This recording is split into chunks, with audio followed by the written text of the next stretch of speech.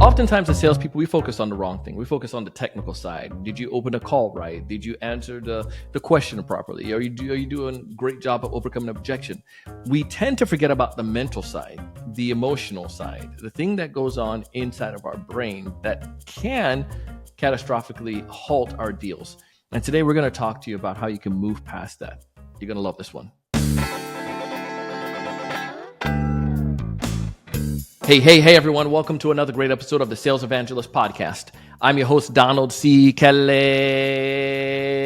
the Sales Evangelist. I'm so excited for another great episode. I'm so excited to be here with you today. And on this episode, I have the one and only Alex Kremer. Now, let me tell you what happened. Alex was working for a company called Outreach back in the days, 2018-ish.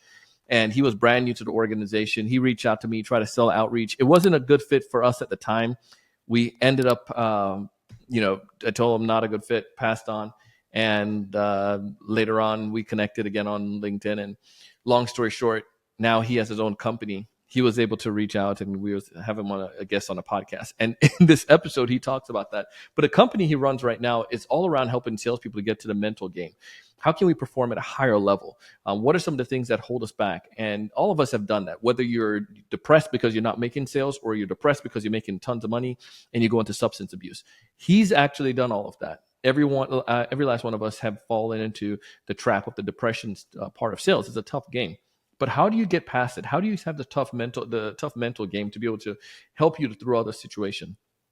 That's what my good friend Alex does on a day-to-day basis. We're going to dive in and you're going to hear how he starts off this episode and to help us to frame the story. He's going to tell the story too. We'll talk about it, how I totally rejected him.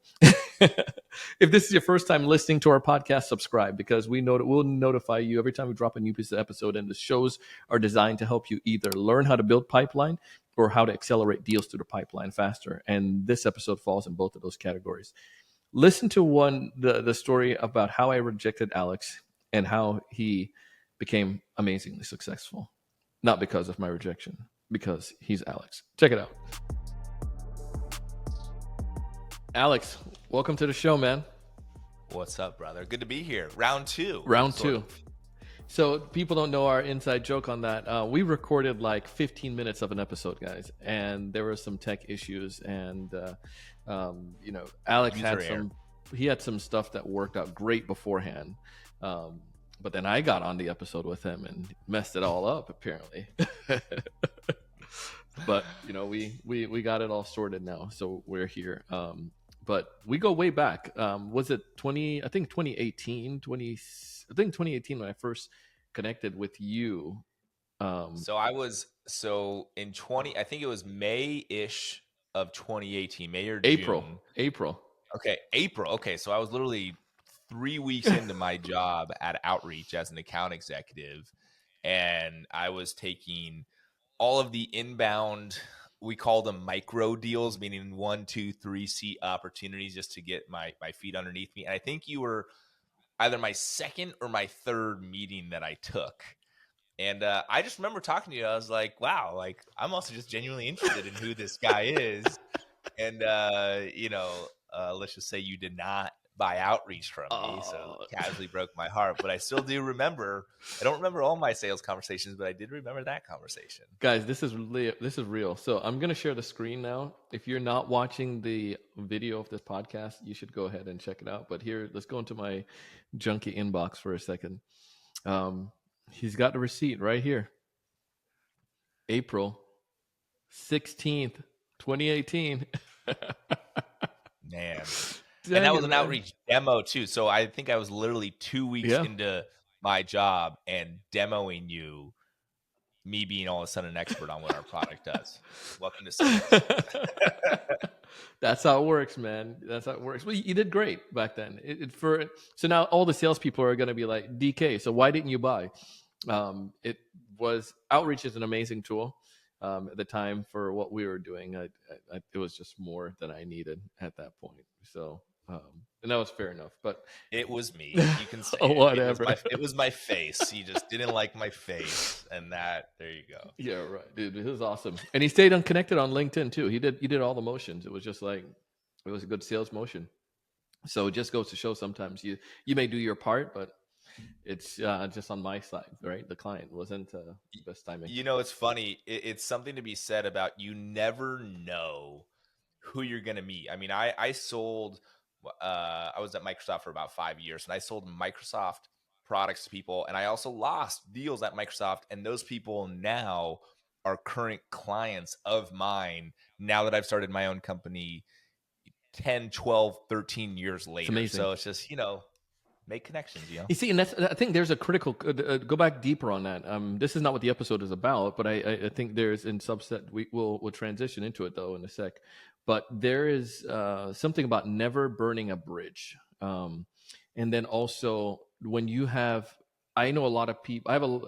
There are people out there that have a lot of connections on LinkedIn, but they're not connected to a lot of people on LinkedIn. And you can do an easy litmus test, and I fall in that category sometimes too, where people ask me, "Do you know Mary Oliver?" It's like I'm connected to her, but I am not. We have a connection, but we're not connected.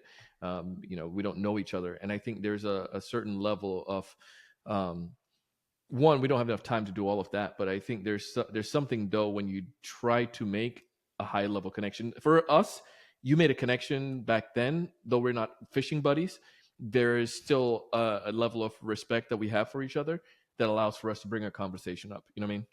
And I think you. that's that connection. So it's you know critical. it's when I've managed many sales reps, and there's always something that goes into, all right, what are we going to say, how are we going to overcome this objection, what are the next steps for driving. But one of my favorite questions I would always ask, and it's usually the last question before we hopped on a sales meeting, I would say, all right, they're leaving this meeting, how do you want them to feel? Mm, Right. And it's like, and if you want them to feel excitement, are you yourself feeling excitement? Right. And sometimes you actually want them to feel a little bit uncomfortable mm. after the call, because like that's just what the call is inviting you into. And so it's just like having that, like, what's the feeling that you want? Because sales is a transfer of emotions and feelings there. I love that. I love that. A transfer of emotions and feelings, which is, I mean, for real though, it is true, but I think it's often overlooked, and especially on the mindset component. Like I feel like so often we look at, and we fall in this world too, we'll train you on the tactics, we'll train you on the cold call, the opener, the LinkedIn strategy, but one piece, you can make all the money you can as a seller and still end up like mentally broke, or spirit, just like feel devastated, like you don't, like you haven't accomplished anything. But that comes from having the right mindset, and that's where I want to transition to, because you've discovered something and you had a story, you had one of your companies you're working at, and things didn't work out so great there, but you pivoted. Why don't you tell us that story, and then we can dive into this. You know, just to kind of, lead into it, I've worked, hired, coached, whatever you want to call it, trained over 3,000 reps at this point. Hmm. And the people who I see who are both crushing their quota, right, being the top leaderboard or starting their company, making a ton of money, all this stuff, and also feeling a level of purpose, fulfillment, joy, meaning, spaciousness. First off, people doing both of those things, they're rare. Yeah. Let's name that, but they're not unheard of. And typically, I've found is there's three things that they have, and I'm going to talk about two of them specifically. Number one, they're committed to their craft. Right, you talked about it. Like there's a skill set necessary. There's the left brain. How do I drive an effective sales process? Do great discovery. Give a great demo. Get my prospects into a state of commitment. Hmm. Right, there's that component. But what I've found is if there's not this underlying foundation that's built upon mental, emotional, physical, even spiritual health, like I don't care how good your cold call script is, it's going to fall flat if you're not coming from the right place. And this really came for me of I was at Microsoft, and for about the third year in a row, I was number one on my team and working with Silicon Valley customers. On paper, I was crushing it, making more money than I'd ever had. Yeah. And on the inside, though, I was deeply struggling with depression. I was having suicidal thoughts. I mean, I was really in a very dark place, and I was confused because I said, "Wait, I'm doing what I was told to do would make me happy. Why is it not? In fact, it's actually leaving this. I call it this void Mm. within me. It's like I was looking for things externally to fill the void where, technically the only thing that can actually fill it is yourself, is love, is, what they call it, God or whatever it is. But like, how do you actually fill this internal thing? And, that really, caused me to go and, quote unquote, do the work. I worked with therapists. I worked with coaches. I now study under a teacher. I've attended over 100 retreats in my life. I now throw retreats for people because, you know, it's just really about, how do you connect to yourself? Mm. How do you feel your own emotions in a healthy and a safe way? And sometimes that needs to come out in tears. Sometimes that needs to come out in you screaming into a towel, because you got to let your anger like be felt and be seen. And when you can do that, underneath that, something comes out within you. I call it your essence. It's your light. It's the thing that makes you different and unique. And from that place, really what happens is you start to gain clarity in terms of, who the hell am I and what am I really doing in this world outside of just trying to hit my quota? Yeah. And that caused me to go through, leadership and build teams that way. And eventually it caused me to essentially take the jump into leading my own company, which is called Alluviance now, and supporting sales professionals and leaders on how to both master the craft, but really how to transform what I call the inner game, which is how do you fill that void, in a sense. I love this on so many different levels. Let's maybe double tap and go deeper on that inner void and filling that a little bit more. I'm a sales rep. I find myself in backup. I think it's very easy on podcasts to overlook some of these things when you give these amazing response. Like, congratulations, and being so vulnerable in the first place, to like recognize there was something, and not going to substances to kind of fulfill that. But you kind of did the hard work of Oh, no, I did. Okay. Okay. I did go to substances. I did go to social media. I did go Yeah. to working harder to try to fill that void. The beautiful part about it was none of it Yeah. worked. Well, you're here, so I'm glad. I see. Yeah. Thank you. And so but it's awesome though. Like, and that's commendable. And I think I know there are people listening to this who are in that same boat that you are in. She or he right now making more money than they ever did, more money than their parents combined probably did. How do they fix that inner game? How do we where should I start? Or maybe it's the opposite. I was told sales was going to be great, and I can't catch a break because the company I was at would laid me off, and it's I never got a chance to get to the next level, and just it's tough. But I'm doing depression in the other. I'm following the depression the other way. How does my mental game for both of those situations get started to be adjusted? Am I making sense on that? Yeah, 100%. It's really about, how do you relate to all these, I'm going to call it, parts of yourself. There's actually this really powerful form of therapy called internal family systems, IFS. It's also called parts work, which essentially says, as opposed to saying I'm scared, you say there's a part of me that's scared. As opposed to saying I'm angry, you say there's a part of me that's angry. And it allows you to actually connect in a different way to these things. And when you can actually start to relate to them, as opposed to like, gosh, damn it, I'm feeling sad again. Oh, I'm so tired of feeling sad. It's like, oh, there's a part of me that's feeling sad. Okay. First off, awareness, Mm-hmm. beautiful. Second off, what do? Right? How do I actually allow this sadness to be felt and to be seen? And the way I'd almost describe it, it's like these parts of you are like a 5-year-old version of you. If there's a part of you that's really sad and it's 5 years old, and let's say it wants to cry, you don't go up to a 5-year-old and say, hey, get over it. Like, move on. Dang it. I need Right? to have We got some, stuff to I do. need to go change some things with my kid. Right? No, what do you do? You go say, oh, what's wrong? Yeah. What happened? Oh, give me a hug. Right? You actually create safe space for it to be felt and to be seen. And oftentimes that 5-year-old version of you just needs to kind of like cry it out for a second. And I'm using crying as an example. It doesn't always need to be crying, but Yeah. it just needs to be felt and to be seen. And then it's like, oh, wow, I kind of just, okay, I'm good now. But what do we typically do as a society? We push it down, and instead we try to distract ourselves, right? Because heaven forbid I actually allow myself to feel whatever this is. And that's where we use substances, we use social media, we use video games, we use work, Mm. right?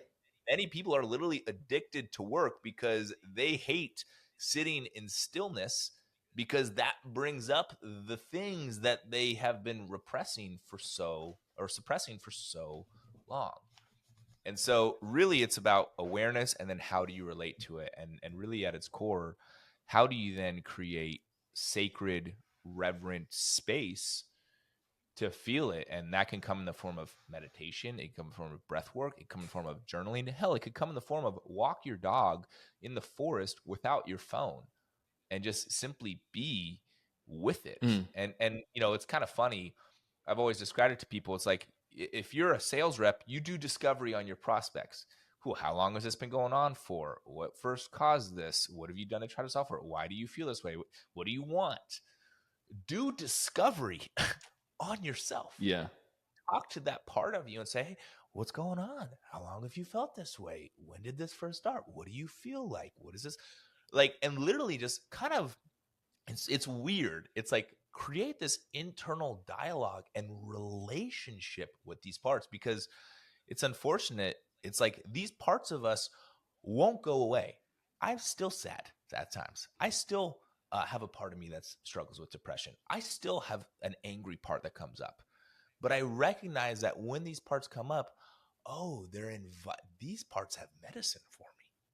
They're actually inviting me to deeper connect with myself. And the last thing I'll say is, when you connect deeper with yourself, that allows you to connect deeper with other people. Mm. So it's very interwoven with sales. Yeah. And you have an open heart to it.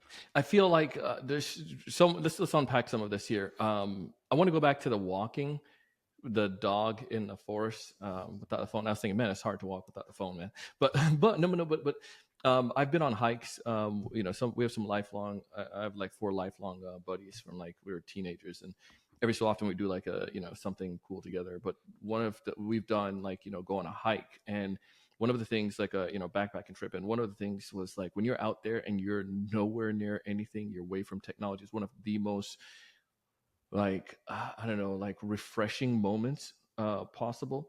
And in somebody like myself, where you have the business and the fast-paced life, it's a sacred moment for me, and I often just love that. So couldn't agree more. And even like doing my run or going out when it's dark in the morning, nobody's around, and you're able to go do some exercise like that, providing that time. And I think that's the first, like what you said, being aware and then starting to do something. And it doesn't have to be anything crazy big, but just that little piece can give you a sense of sanity. It made my days, Alex, when I went into do my sales activity, or just in doing business, when I have a clear morning and I do that sacred moment in the morning. And for me, I'm a faith-based guy too, so I will spend time like in scriptures as well. But when I do my workout, spend time outside, so to speak, and do that scripture, like it just transformed my day. And I think that's one of those first things to help get me that mental clarity that's necessary to do that.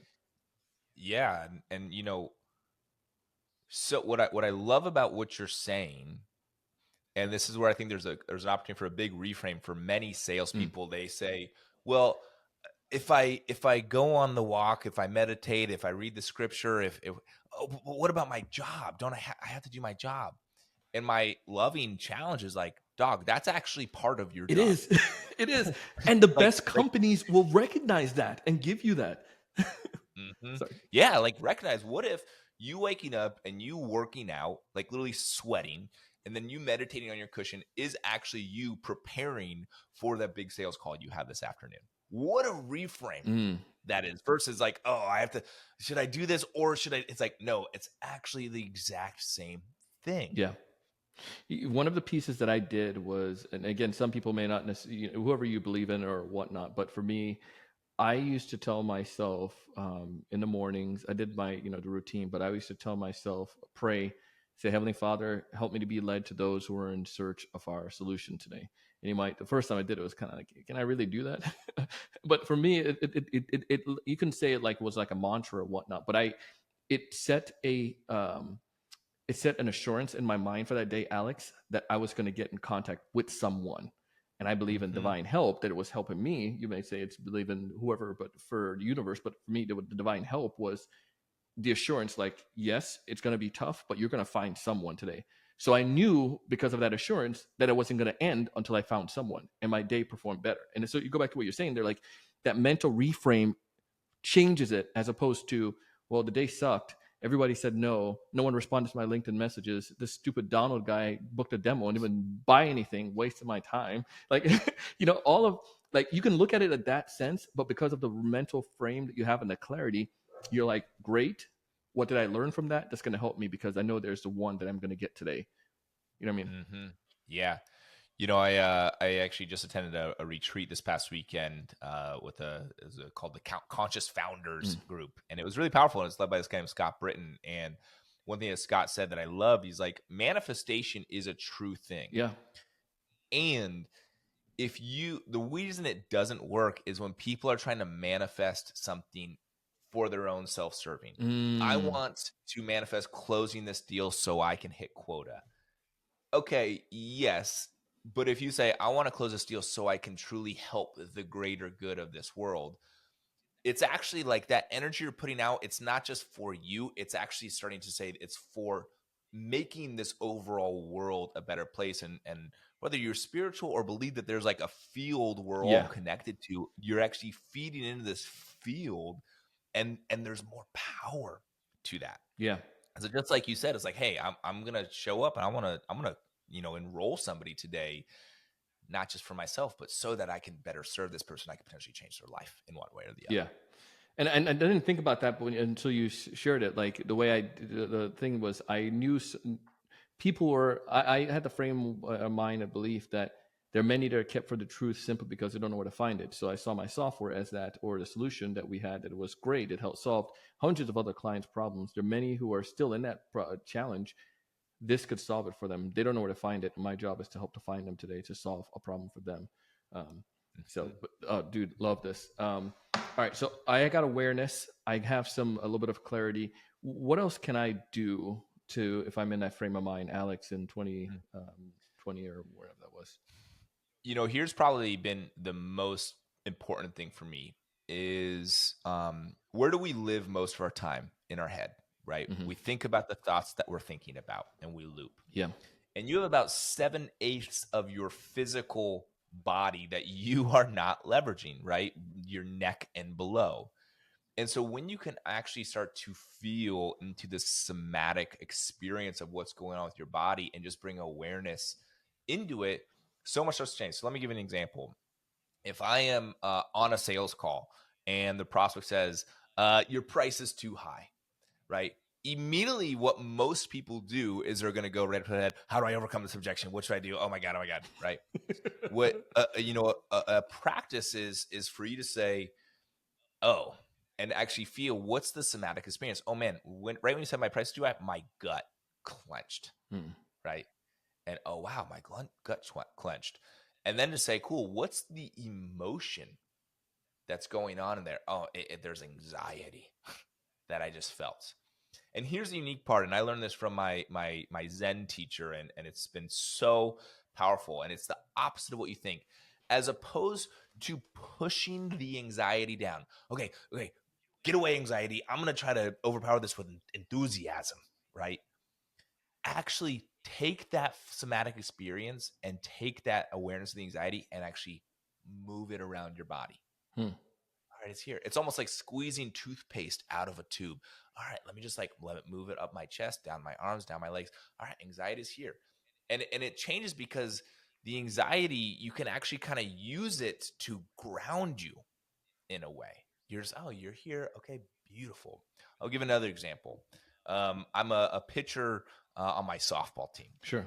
And the other week, we were up by about 2 runs. We were going into the last inning, and if we got 3 outs, we would win. As I go up, I realize their best 3 batters Oh, are crap. going to be up, and I'm like, "Oh, great!" And I feel fear right in my sternum, chest area. Mhm. And typically, what most people do, be like, "Okay, get out of here, fear. I'm going to overpower it with confidence. I'm here. I'm gonna over." And I said, "Oh."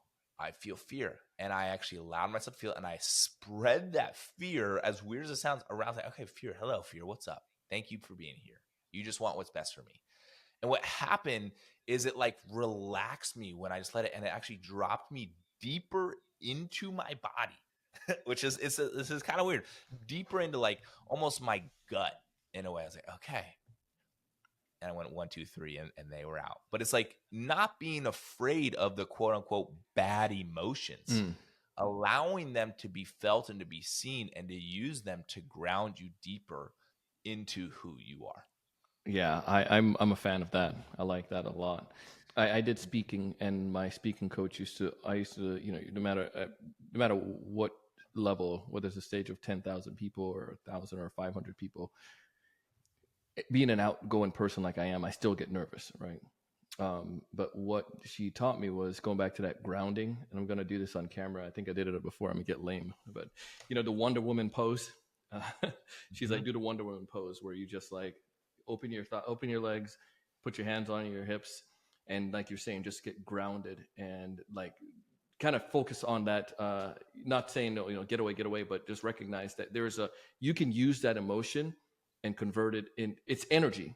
So whether it's nervousness or whatnot, can I use that and transfer it into something else, into energy, like help me perform? So anyways, that helped me to be able to get into that zone. So it's like you're saying, that grounded notion. There's this great stat that says of your influence ability, 7% of your influence comes from the words that you say, right? This is your script. This is your product information, which means 93% of your influence comes from something else, which means 38% of it comes from your tonality, right? If you think of like Never Split the Difference, Chris Voss calls us the late night DJ voice, right? Are you speaking from a lower place? And then 55% of it comes from your body posture, your energy, truly the state from which you're coming from. Yeah. Most sales reps, they focus on that 7% talk track. Yeah. There's 93% other, and that comes with your emotions. That comes with, hey, are you standing like Wonder Woman, right? Whatever it is that you want to be, but that plays such a crucial role in how you relate and whether people trust you and whether you're coming off of, I'm trying to close you versus I'm trying to actually genuinely help you solve whatever your problems. And by the way, the byproduct of that is I usually win as well.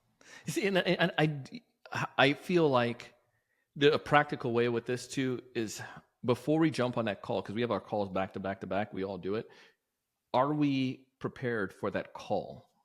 And do we prepare, get in the right state of mind before we go into that call sometimes? And oftentimes we don't. So you're carrying around this negative energy because the last one didn't go so well. And you're not doing anything in the morning to ground yourself, like you say, in order to, get into the right frame of thought. So there's a bunch to do. I want to do one last question before we wrap up. I'm a sales leader. I'm listening to this, and maybe you can tell me in a minute or so. I get the stuff. I love what you're sharing here, Alex. And I want to get my team to start buying into this adjustment of their mindset. What's one thing I can do? Today's Monday, but let's pretend like it's Friday, and I can do this on Monday morning.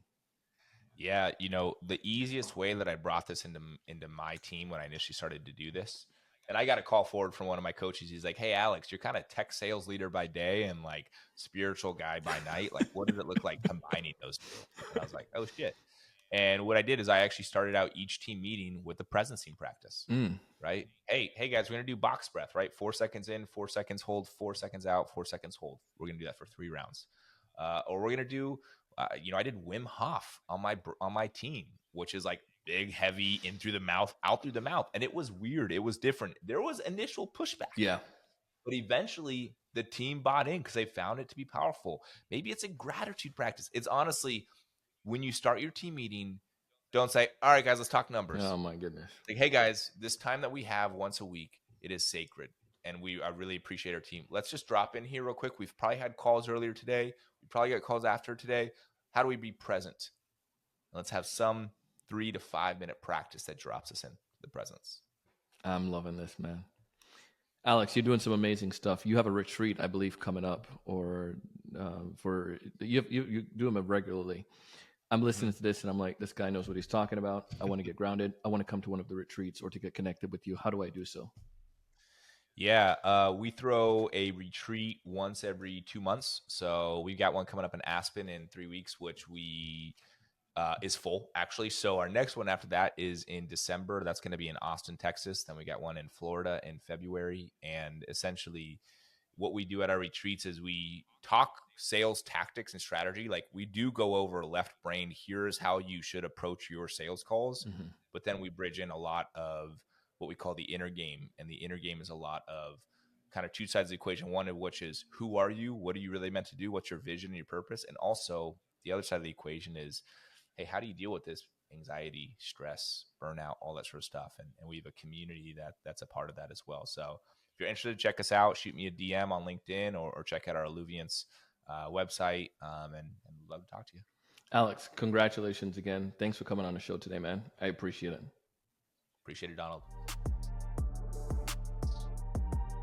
I'm telling you, Alex knows what he's talking about, and you probably can't go to that event now. Go to the one in Austin. You'll appreciate that. Alex, thank you for coming on the show today. And for you, you're probably feeling like you have this mental fatigue, the mental struggle, the mental block. You can get past that, and we want to help you to get past that. And that's why we have this podcast. If you'd like to learn more about Alex and the ways you can get past those mental blocks, go ahead and connect with him. Tell him you heard him here on the Sales Evangelist podcast. And if you're looking for ways to improve your sales game, you want to get better at your practicing, and you want to get into the sales mindset, check out our Sales Mastermind, where we help you to overcome objections. We do weekly coaching sessions, group sessions, and you're able to get to practice. It's like a sales practice environment. Just check it out. Go to salesevangelist.com/mastermind. And as also, if you want to check out our LinkedIn prospecting course, go to salesevangelist.com/LinkedIn. We'll teach you how to book 3 appointments per week using LinkedIn without spamming folks. Listen, I want you to thrive. I want you to succeed. But most importantly, I want you to raise your level of thinking and go out and do big things. See you on the next one.